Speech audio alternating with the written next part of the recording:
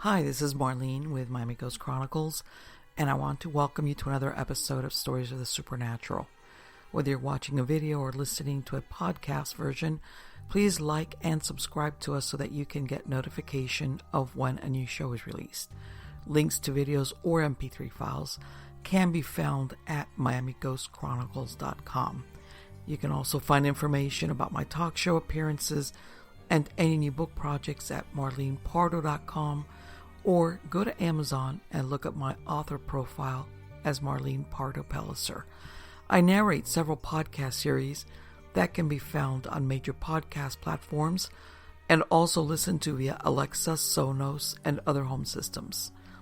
Look for Supernatural Storytime for scary storytelling, Nightshade Diary for classic horror and adventure stories, and of course Stories of the Supernatural for interviews with different guests as we talk about the mysteries of the unexplained. If you want to get noteworthy news about the paranormal world, true crime, conspiracy theories, and just about anything that is plain weird, you can visit Stranger Than Fiction Stories tab at miamighostchronicles.com. I want to thank you for being part of my audience, and I think you are all wonderful. Beasts of the Underground. The no man's land of the underground has always fascinated and terrified mankind. Most of the time when people are consumed by their daily errands, they do not give it much thought. Some places are created by the earth itself, such as caves and sinkholes, but others were purposely made by people to enhance their daily existence. Tunnels, subways, and sewer systems are some of these. However, in these places where sunlight seldomly invades, many of the sightings of things that exist here inspire the utmost horror. These are places that create innumerable tales of strange creatures. But are all these stories just the products of vivid imaginations? The lizard people of Los Angeles. In January 1934, the Los Angeles Times printed an article detailing where a geophysical mining engineer, G. Warren Schufelt, sunk a shaft under Fort Moore Hill in an attempt to find the lizard people and their priceless treasures. He believed that a maze of catacombs were beneath Los Angeles, and the shaft was sunk 250 feet into what was then known as the Old Banning property on North Hill Street, overlooking Sunset Boulevard, Spring Street, and North Broadway. He hoped to dig the shaft down to 1,000 feet. He visited Little Chief Greenleaf, also known as Mr. Al Macklin, of the Medicine Lodge of the Hopi Indians in Arizona. He told Schufelt the tunnels he located were part of 3 lost cities on the Pacific coast. The one in L.A. was dug by the lizard people approximately 5,000 years before, after a great catastrophe described as a huge tongue of fire which came out of the southwest, destroying all life in its path. The tunnels were a means of escape. The lizard people used chemicals instead of shovels to dig the tunnels, which started at the coast and were made to drain into the ocean. The motion of the tides provided ventilation into the shafts. Large rooms located in the domes of the hills above the city provided housing for more than 1,000 families. They also stored herbs in the catacombs as food. These people regarded the lizard as a symbol of long life, and they fashioned their city into this form. The tail is to the southwest below 5th and Hope Streets. Its head to the northeast at Lookout and Marta Streets. The most important place is a room directly under South Broadway near 2nd Street. Here they kept tablets documenting history, including that of the Mayans, and another tablet records the origins of the human race. Schufelt said that he had taken pictures of 37 of these tablets with his radio X-ray machine. Macklin said the lizard people were more intelligent than modern humans. Schufelt's pursuit of the proof of the lizard people perhaps brought a stint of bad luck to his personal life. In November 1935, his wife Mildred died from the effects of drinking an indigestion remedy made from fluoride-contaminated soda. In total, 3 persons died and another 20 became ill from the poisoning. Perhaps because of this event, Schufelt and his 2 partners gave up on locating the catacombs, stating that they were probably deeper than they originally anticipated. Another attempt was made in 1938 by Frank Carlson, who requested a permit to dig 15 feet where he expected to find gold and silver nuggets. He agreed to give the county 25% of what he found. He didn't have any better luck than Shufelt. Another story is that bullion was buried in this place. It was brought down from Northern California by a George Whiteman during the gold rush days. He was a soldier who became a wagon train operator.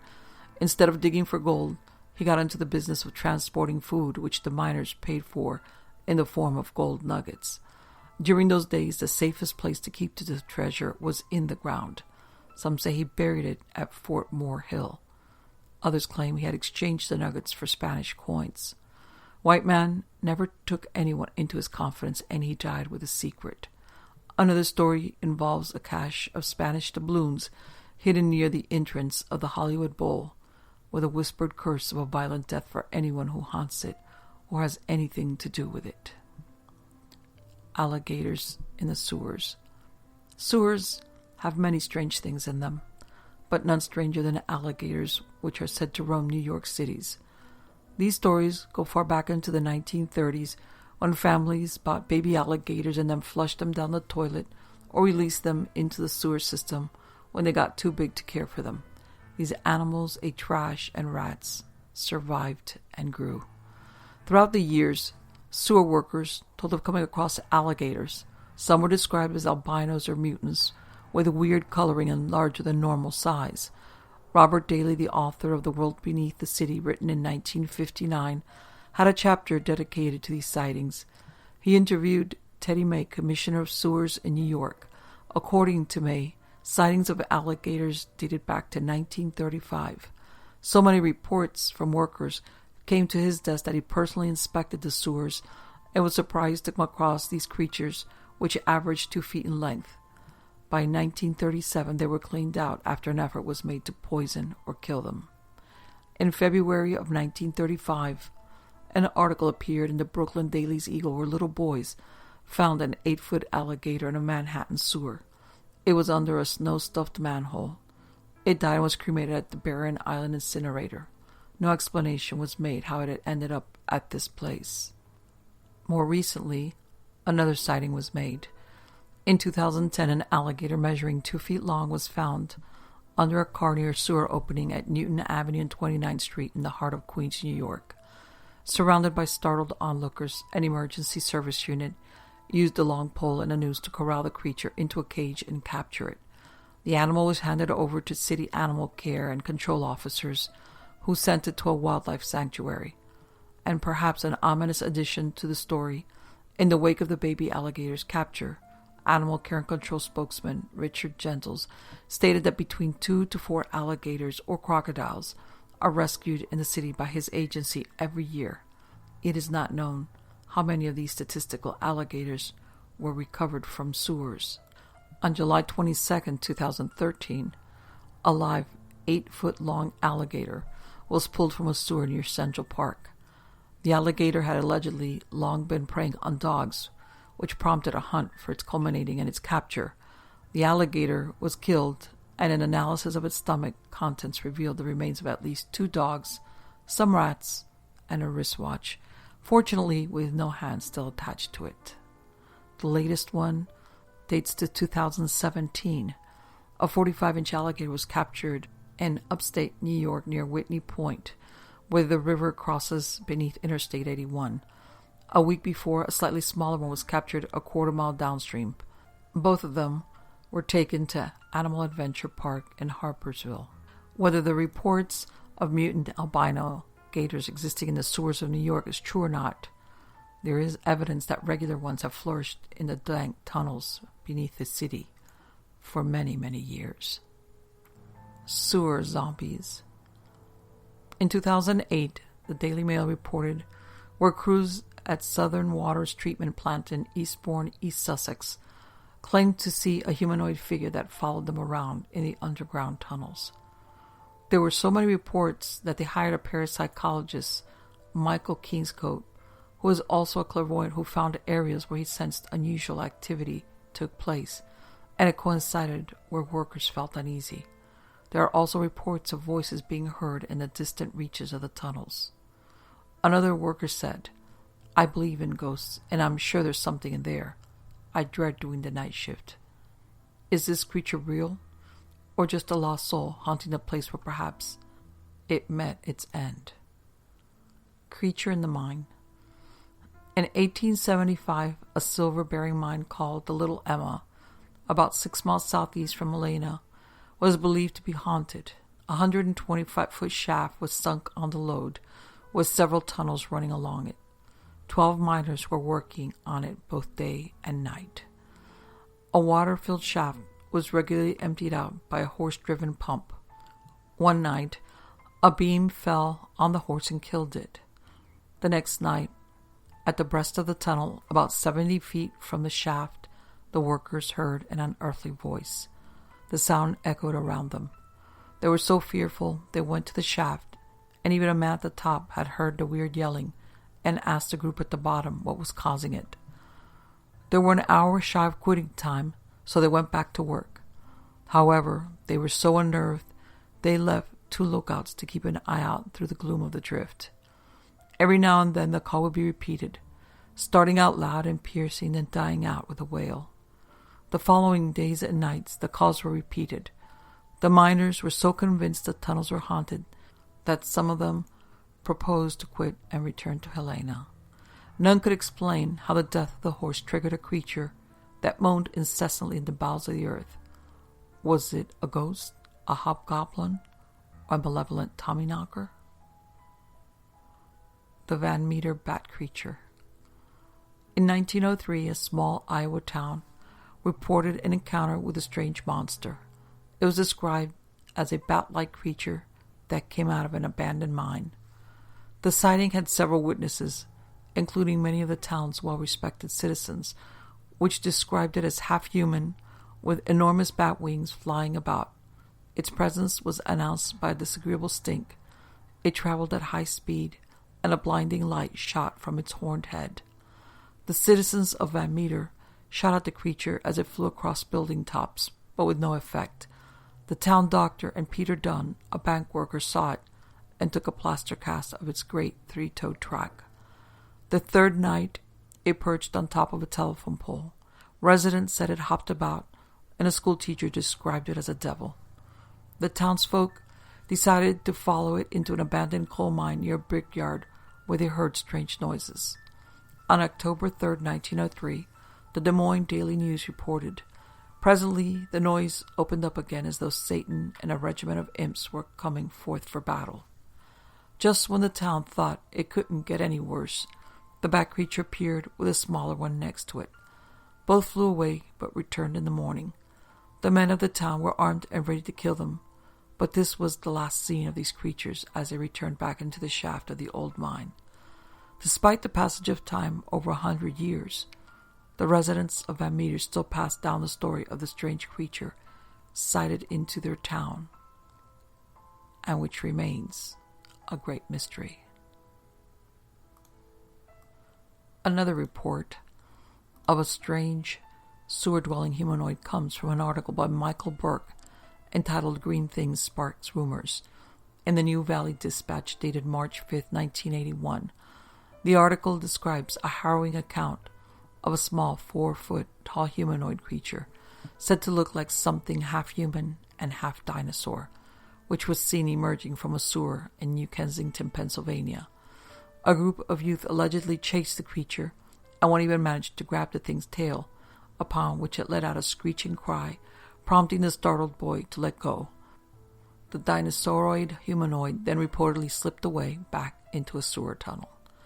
Interestingly, the incident took place near Dixonville, Pennsylvania, where several miners were allegedly killed or went missing in 1944 due to an alleged alien creature said to be lurking in one of the mine shafts there.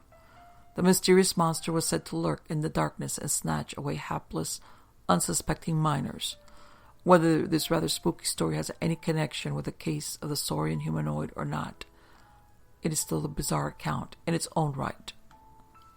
The Black Swine of London. In the 1800s, a bizarre story circulated around London that the sewers of Hampstead were home to a population of strange black pigs said to roam about in the filthy, slimy darkness. The story goes that a pregnant sow somehow made its way down into the sewers through a drain or some other opening, where it got lost and subsisted on the constant influx of offal and garbage. The sow subsequently gave birth to and reared its young in the sewer, and it is alleged that the pigs multiplied there. It is said that the black pigs of the sewers became numerous and were known for their aggressiveness and ferocity. Throughout the 19th century, reports of sightings of very large black pigs lurking in the sewers propagated the story to the point that it became somewhat akin to London's own version of alligators in the sewers of New York. There were various accounts of the black swine of Hampstead, and a good number of Londoners at the time believed the creatures were down there. The Daily Telegraph, dated October 10, 1859, made mention of the sewer-dwelling black swine in an editorial which said, "This London is an amalgam of worlds within worlds, and the occurrences of every day convince us that there is not one of these worlds, but has its special mysteries and its generic crimes. Exaggeration and ridicule often attach to the vastness of London, and the ignorance of its penetralia come to us with all who dwell therein. It has been said that beasts of chase still roam in the verdant vastness of Grosvenor Square, that there are undiscovered patches of primeval forest in Hyde Park, and that Hampstead sewers shelter a monstrous breed of black swine, which have propagated and run wild among the slimy feculence, and whose ferocious snouts will one day uproot Highgate Archway, while they make Holloway intolerable with their grunting." With the coming of the 20th century, stories of the black swine of London sewers faded into obscurity. It is now considered to be mostly a largely forgotten urban legend. Yet it is still intriguing to think about whether these stories had their foundation in some grain of truth, as is often the case with many such supposed myths. The Sewer Monsters of North Carolina. In April 2009, the company Malfris Construction sent a surveillance camera into the sewer system beneath Cameron Village, North Carolina, in order to examine the infrastructure of the pipes.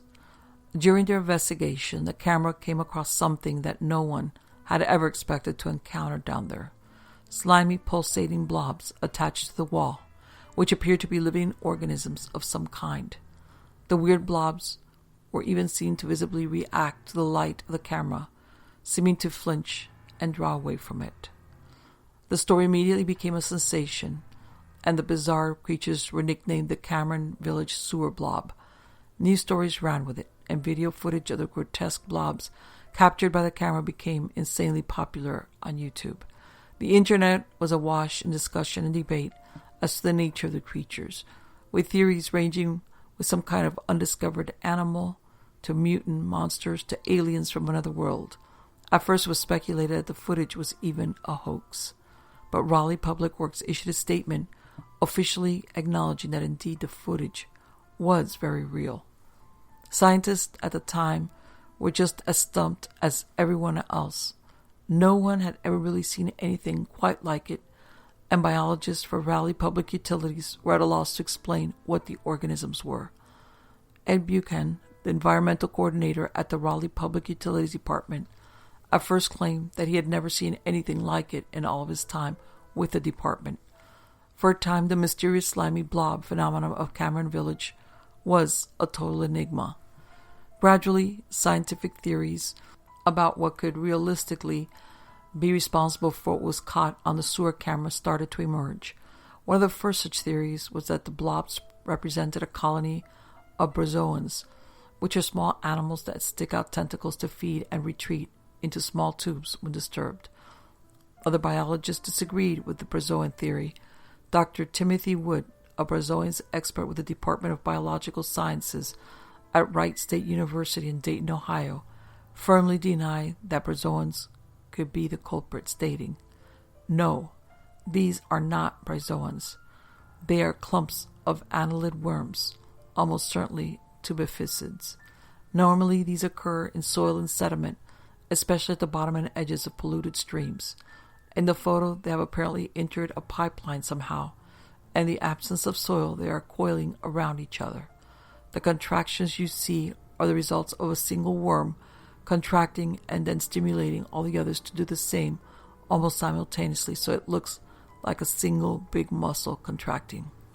Yet another theory described the mystery creature as being a colony of tubifex worms, which can occur in pond sediment and also sewage when they work their way into the pipes. Since tubifex worms will flinch from bright light, it is thought that these could explain the reaction of the creatures in the footage to the camera light. Other investigators have disagreed with the tubifex worm theory due to several apparent problems with this explanation. It is pointed out that there is not a single individual worm to be seen on or around any of the three objects in the video. Instead, the creatures appear to be smooth, complete cysts or sacs that move and throb or pulsate as a complete entity rather than a loose mass of worms. What is this strange creature? It appears that for all of the ideas put forth about what the real explanation is for the North Carolina sewer monster, the story is still somewhat of a mystery, and no single explanation has totally satisfied everyone. Giant rats. Several reports from Tehran, Iran, have described supersized rats emerging from the sewers to roam the streets, with some specimens claimed to be up to 11 pounds. It has been speculated that winter snows raise the water levels of the sewers and flush the creatures out. Not only are the rats huge, but they also allegedly exhibit unusual physical characteristics. Tehran City Council Environment Advisor Ismail Karam told an Iranian website that the rats seem to be mutated, possibly from chemicals in the sewers. Karam said of the rats, "They are now bigger and look different. These are changes that normally take millions of years of evolution. They have jumped from 60 grams to 5 kilos, and cats are now smaller than them." According to an article in the Huffington Post from April 3, 2013, a Dr. David Baker, laboratory animal veterinarian at LSU, told them that he doubted the Tehran rats were some kind of mutants, and studies suggested that even common types of rat can reach ridiculously large sizes under the right circumstances, and that there are various types of giant rats around the world. Baker added, "During the Middle Ages, black rats in Europe reportedly grew large enough, and children were small enough to carry off babies. Those had to have been some big rats. The rats in Tehran are reportedly so large that they have locals in a panic. In response to this, it has been reported that Tehran has actually hired teams of men armed with sniper rifles with infrared scopes to hunt down and exterminate the rodents. Whether the rats are mutated monsters or not, it nevertheless seems that Tehran has quite a rat problem." Giant spiders. Tokyo already has its share of giant sewer animals in the form of the giant rats that are said to inhabit various underground passages beneath the city. However, enormous rats might not be the only spooky creature to lurk in Tokyo's sewers. In the 1970s, Tokyo utility workers came across a rather bizarre find along one sewer tunnel. While walking through one area, one of the workers felt his foot brush up against something unusual. Upon feeling at his leg to see what it was, his hand came away covered in thick spider webs, much to his surprise and horror.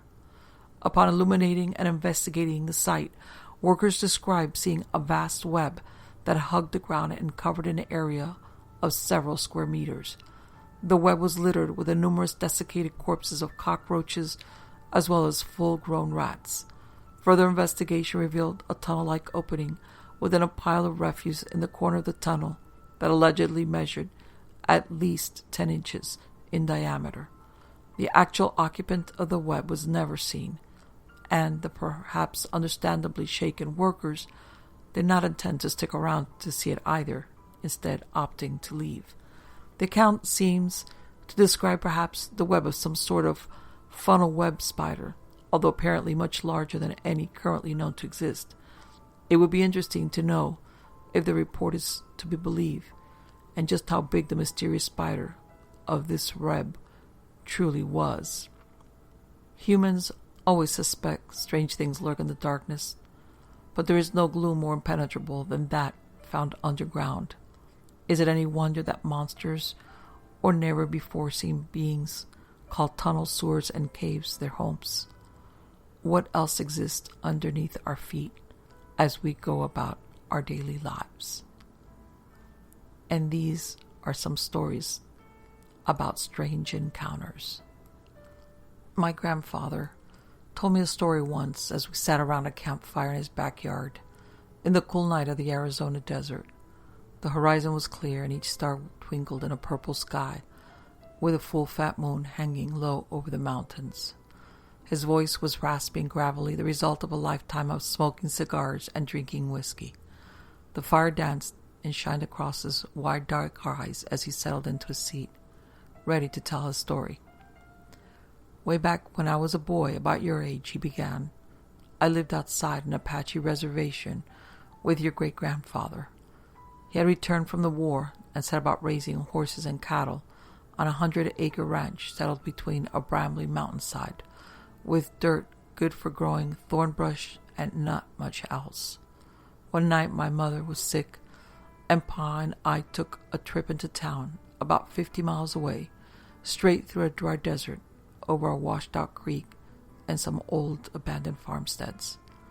The fire sparked and a log cracked, jolting me out of the story. What next? I asked. Settle down, boy. You'll hear soon enough. Pa and I were driving in an old Ford pickup truck. I remember it was dark out, inky and thick, with only the lights of our old truck lighting up the road. I remember, too, when the engine began to sputter and the truck slowed to a jerky stop. God damn it, Pa said, guiding the Ford to the side of the road as it coasted to a halt. Stay here, son, as he stepped out into the darkness, shutting the door with a heavy thud. My window was down, and the cool desert air was breezy and felt good on my hot face and neck. Pa was getting water from the back to cool the engine, and that's when I smelled it. Rotten eggs. Strange, I thought, to smell sulfur in the desert. My nose also picked up carrion, like one of them dead bloated cattle that would drop from the heat and lay there until the crows pecked enough holes in their hide to cause the whole thing to explode. It stunk, and I gagged. My skin started to tingle, too. The back of my neck felt itchy, and my face started to get hot. The wind stopped blowing and hung still and heavy, with a stink filling the cab. Pa, I called. Pa, Pa. No answer. My heart started beating, and I felt such a fear in me, in my bones, in my chest. Boy, I tell you, I never felt fear like this. Not until Vietnam, not until I saw men dying around me. I locked the door and reached over for my pa's door and saw a shadow bound across the road through both dim beams of light across a partly open domed hood. Grandfather paused. He spit a fat wad of tobacco spit off to his side, and he looked pensively into the darkness. I realized I was holding my breath and gasped for air. The night was cool, but I was sweating and clammy. Well, what happened? What about your father? What did you see? He sighed. A creature. He shook his head. You have to understand, there were legends, old legends, older than the rock cairns out in the valley, older still than Crazy Horse and Sitting Bull, than the old Indian chiefs and the shamans, the Apache and Hopi and Cherokee, and all of them old tribes and First Peoples. They told tales, old stories, about dark Indian magic, a deal made with the old spirits, of blood sacrifice to gain power, old power, enough to fight each other, and the Spaniards and later the white men that came for their land and women. They called them... He paused. Grandfather took a deep breath and bodied forward into his tale. Across the fire and the sky, the desert, the creek, the moon, the sun, and old mountains, he bodied forward. They called them skinwalkers, shape-changers, old warriors resurrected as skinless men, all sinew and muscle, walking on deer legs with the torso of a man and the head of a coyote. But messed up, boy, long and malformed snouts, teeth like a bowie knife, long arms, and standing 7 feet, even hunched over. They'd gut the old cowboys and white riders. They'd run through bullets and sabers, part the Spanish armor like it was a potato sack. Wily, too. They could change their voice to match a person you knew or might know. Boy, that's what I saw. Big and fast. Only for a second, it ran across the road, gray and mottled, muscles flexing under its legs, hooves clomping on the road, stringy muscle on shoulders, and it turned. Looked right into the cab, looked right into my eyes, and I swear, boy, I swear it grinned at me. I sank into my seat in shock, in fear, shaking. I knew death was near. The air was electric. I smelled ozone and brimstone. The air felt like right before the lightning comes and blows a tree to smithereens. Charged and full with power. I yelled for my pop, but no words came out, just a dry squeak. I was shaking as grandfather told his story. He was still here, so I know he lived. But the supernatural always fascinated me, and even now I felt the force of his words. The real power of skinwalkers was trickery. Sure, they could change their voices, but also their skin. That's why the gods took their hide, so they could take others. Not for long, the legend says, maybe an hour, before the soulless skin they wore would come looking for their mortal shell before going to whatever hell awaited them. Though I think that getting skinned alive was hell enough. A minute passed, and what felt like a lifetime, 1 second in 1,000 years. My father's door opened, and I jerked my head to the left, putting up my fist to fend off an attack. "Son, it's me," my father said, before climbing into the cab. He grasped the steering wheel and pulled himself in awkwardly, jerking himself into the seat. I cringed into the corner. I looked at him. I looked hard. "Boy, your great-grandfather was a good man. Treated me and my ma right. He fought the Nazis and saw the worst of men in Poland when he freed all of them camps, and now is taking his measure. Is this my father? Do I make a run or do I die? Is it him or not? Let's go get that medicine for your ma," as he pulled the truck into gear and pulled it out onto the road, and our trip resumed. I guess it was him after all. "But how did you know? Was it because he said something about your mom?" "No, boy, I knew.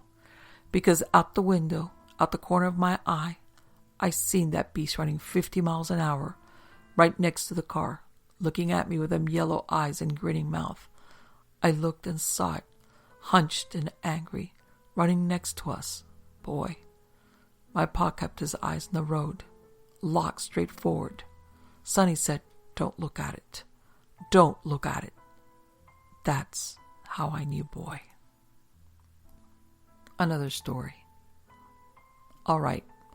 Now this is a story I haven't told in a long time. It happened to me October 6 years ago. I've told 4 or 5 people since then, and none of them believed me. I decided to stop talking about it when someone filed an anonymous tip to my school psychologist. That was 4 years ago.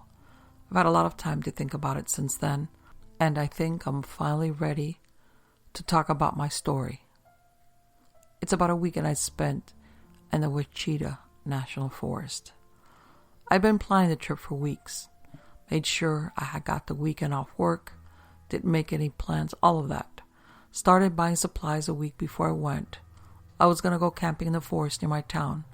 I had been camping before, when I was a little kid with my parents, but never as an adult, never by myself, and never in this forest. I was excited. Now, I'm not an idiot. I took all the necessary precautions. I told a few of my friends where I was going, when I was going to be there, and when I'll be back.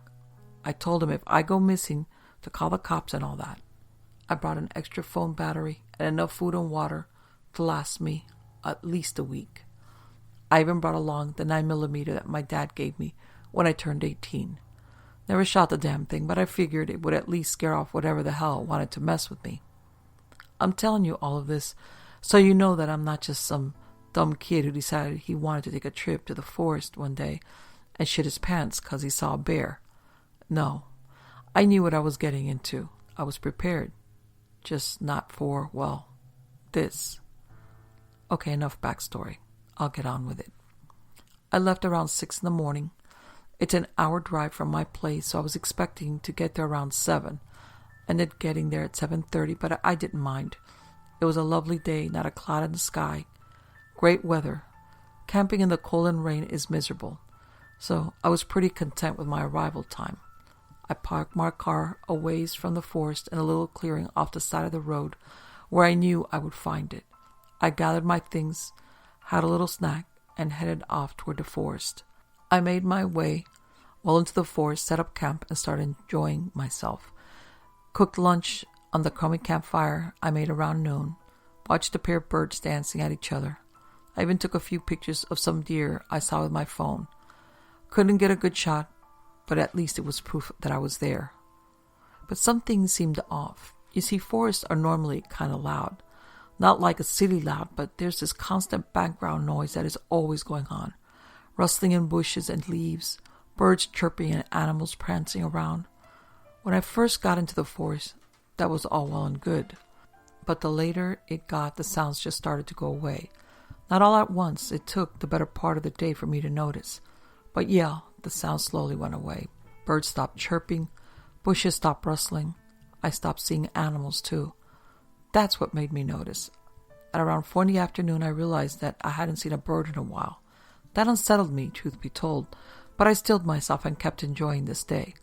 I was feeling kind of lonely, what with all the quiet and all, so I called up a friend and chatted with him till sundown.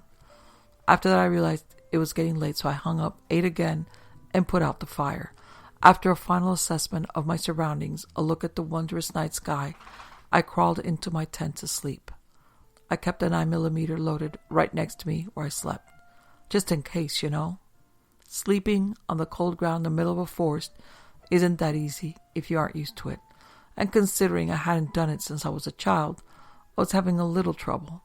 It was probably, just a rough estimate, 2 hours after I had lain down that I started hearing something in nature again. Now, if I had heard bushes rustling a few hours earlier, this would have been cause for celebration. But even the most experienced outdoorsman would get creeped out if it was the only thing he'd heard all night. So I did what any rational human would have done and clung the 9mm like it was the only thing keeping me from falling off a cliff. There was silence for a few minutes. The only thing I could hear was my own shaky breath and prancing. Padatum, padatum, padatum. 4 footsteps in quick succession. No crunching of leaves or snapping of twigs, just the steady beat. It was getting closer, closer to my tent. I tried to peer through the fabric that separated me from nature, but I couldn't make out a silhouette. I clutched the rifle harder, scared as any person would be. I remember being sure that I would be safe, though. Even bears will rarely attack camps unprovoked. But that natural human fear, that was overbearing, making my mind wander and my hands shake. Again the hoofbeats. It stopped, close to my tent, just outside of my tent. I could feel its presence near me. It was totally silent. I knew that it couldn't have been a bear. It would be sniffing the tent right now if it were. I doubted that it was a deer. They don't come out at night. Perhaps a wolf? They normally travel in packs, and even if it were a lone wolf, it wouldn't be a threat until I heard the growling. But nothing, just silence. And then it screeched. That's when I knew that that thing wasn't anything I'd seen before. Nothing makes that sort of sound. It was like a cross between some sort of bird and a human. Like the shit you hear in movies that's possessed people with their heads on backwards make. That's when I let fear take over, in my bladder and in my hands. I fired the gun in its direction, and dear God, was that a mistake. It screeched again, and it scratched the tent, tearing through the fabric, leaving a massive gash in the side. That was my first look at it. If you could call it a look. I barely saw a silhouette through the hole in my tent, but I did see its long arms shredding the side of the tent. It was trying to get to me. I fired the rifle again, but I must have missed because it didn't flinch. That was when the flight reflex took over the fight, and I only wanted to do one thing: run. I turned around and fiddled with the opening of the tent, trying to keep my eye on the beast attacking me, but also trying to secure my escape as fast as I could. I did it and dove out of the tent, breaking into a full sprint. Behind me, I heard the thing still tearing into my tent. I thought that maybe it mistook its enemy or prey for the tent and not me, but that relief didn't last long. I wasn't far from the tent when I heard its rhythmic prancing again. It was faster than me, gaining on me. If I tried to outrun it, I would surely be caught. Just then, in what was either a moment of survivalist brilliance or suicidal stupidity, I stopped and dove into a thick brush near me. I remembered that many predators in the forest rely on seeing movement more than anything else, so if I could stay still, then it would not see me. That decision saved my life. It ran past me, stopping in the same place where I stopped. I didn't notice before I hid, but that spot just under an opening in the trees. A pillar of light penetrated the oppressive dark, and in the moonlight I could see my assailant. It was pale, made paler by the white of the moon, and hairless, thin like it had not eaten in weeks. I want to say it looked humanoid, but comparing that thing to a human is just wrong. Its hunched back protruded out, making it look larger than any human. It stood on all fours, in such a way that no human could. Its rear low to the ground, its long legs bent in such a grotesque fashion that it almost resembled a frog ready to leap. It circled around, silently searching for me. I thought it was about to give up, but it threw its horrendous back upwards, and its legs straightened, and it stood, on two legs like a person, a deformed, horrific human. And then it looked at me. It looked right at me. It saw me. I know it saw me. Nothing looks at you like that without seeing you. I could tell you the color of its damn eyes, and I bet you that it could tell you the color of mine. I clutched the rifle close to my chest, too scared to use it, too scared to move. I closed my eyes and waited for it to pounce, and then I opened my eyes and it was gone. I didn't move for the rest of the night. I fell asleep in that bush, cuddling with the rifle, until finally being awoken by the sounds of birds. Birds, thank God, birds. It was already daylight the next morning. I wearily stood up, using the rifle as a crutch to support my aching body. Things seemed to be normal. The forest was speaking once again, and birds and deer were plenty. I stumbled back to my camp to find most of my things as I had left them. My tent was unsalvageable, but I took my backpack, had something to eat, and I left, just like I had planned. The entire trek back, I didn't stop looking around for that thing. I didn't let the gun leave my hands either. It wasn't until I got to the car that I relaxed, calling my friend to tell him I was heading home. I didn't tell him about what had happened last night. I was still trying to process it myself. Shit, I don't think I understand wholly what had happened until after the car ride home. And that's where the story ends. 6 years ago, and I haven't gone camping since. I haven't seen the thing again, nor have I heard of anyone who's seen it. As a whole, my life has moved on completely, but I will never forget that thing. I will never forget how it stared at me, and just how it just left. It knew I was there, but it left. Why did it do that? I don't think I'll ever get an answer.